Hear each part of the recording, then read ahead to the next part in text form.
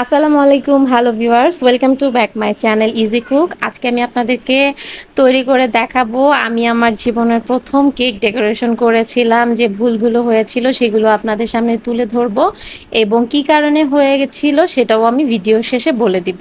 তো আশা করছি ভিডিওটি শেষ পর্যন্ত দেখবেন। তো প্রথমে আমি কেকটি 2 লেয়ারে করে নিয়েছি এবং সিরাম দিয়ে এখন আমি ক্রিম দিয়ে দিচ্ছি। তো আমি একটি বাটার নাইফ এবং স্প্যাচুলার মাধ্যমে কেকটি কভার করার ট্রাই করছি।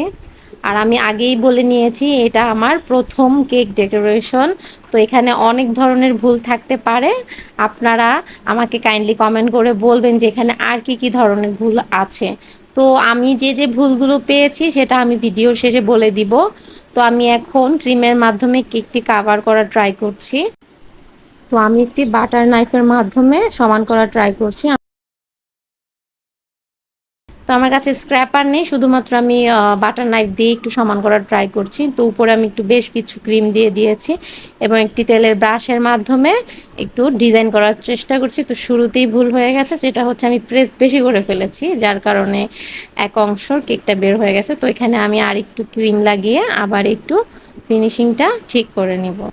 আমার প্রথম ভুলটা ছিল যে আমি ক্রিমটা বিট করার পরে ফ্রিজে রাখিনি এবং কেকটা পুরোপুরি ঠান্ডা না করে আমি ডেকোরেশন করার চেষ্টা করেছিলাম। আমি যখন ডেকোরেশন করেছি ফ্যানটা অফ করে রেখেছি। তো আমার ভুল ধারণা ছিল যে ফ্যানের বাতাসে হয়তো কেকটা মানে কেকের ক্রিমটা গলে যেতে পারে, যার কারণে কেকটা মানে ক্রিমটা একটু গলে গেছে। আর এখন আমি চকলেট গানাশ দিয়ে দিয়েছি, মানে আমি চামচ দিয়ে চেষ্টা করেছিলাম, ভেবেছিলাম খুব ইজিভাবে দিতে পারবো, কিন্তু না, এটাও আমার ভুল ধারণা। এটা পাইপিং ব্যাগের মাধ্যমে দিলে খুব ভালো হয়, আর একটু সময় নিয়ে করলে চামচেও দেওয়া যায়। তো আমি একটু একটু করে ড্রপ আকারে করে নিচ্ছি।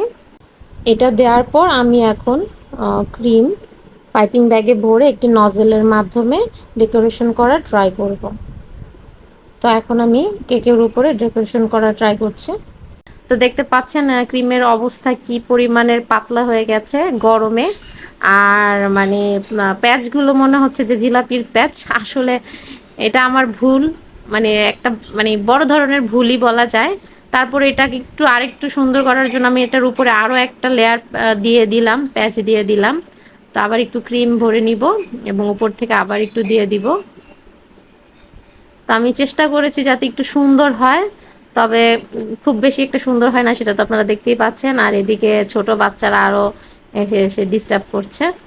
তো উপর থেকে আমি সুগার বল দিয়ে দিচ্ছি যাতে করে একটু সুন্দর লাগে। আর উপর থেকে চকলেট চিপস দিয়ে দিব, এটা আমি অনলাইন থেকে অর্ডার করেছি। তো এভাবেই আমি ভুলগুলো ধরতে পেরেছি। আশা করছি আপনারা যারা নতুন ট্রাই করবেন এই ভুলগুলো না করার চেষ্টা করবেন, তাহলে আশা করছি পারফেক্ট হবে। তো পরবর্তীতে আমি ইনশাল্লাহ খুব ভালো এবং পারফেক্ট ডেকোরেশন নিয়ে আপনাদের সামনে হাজির হব। আর যারা আমার ভিডিওটি নতুন দেখছেন, আশা করছি সাবস্ক্রাইব করে আমার পাশে থাকবেন। তো আজ এই পর্যন্ত, আপনারা সবাই ভালো থাকবেন, সুস্থ থাকবেন, আল্লাহ হাফেজ।